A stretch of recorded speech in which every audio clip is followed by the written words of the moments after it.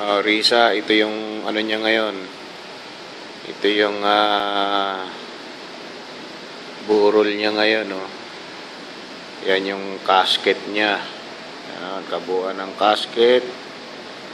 Ayan, oh, si nanay, oh, ayan, oh, may kinukunan pa. Ayan, si Tommy. Ayan, bago natin ilagay sa ano, ito yung mga upuan. Maluwang dito, may second floor. Ito, yan, yung nakikita mo na yan, tulugan yan. Ito, yung pinakang may dining table dyan. Dyan sa taas, dyan sa second floor. Kaya maganda itong burol ni tatay.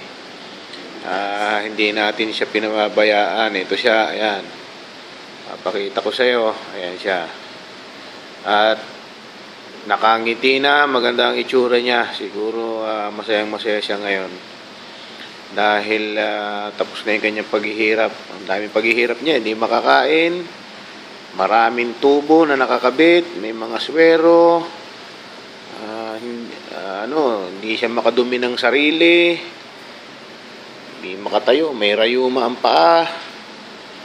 Ngayon, nakangiti na siya. Siguro, mas maganda ang pakiramdam niya ngayon. Iano ko muna sa YouTube, Risa, ha? Saglit.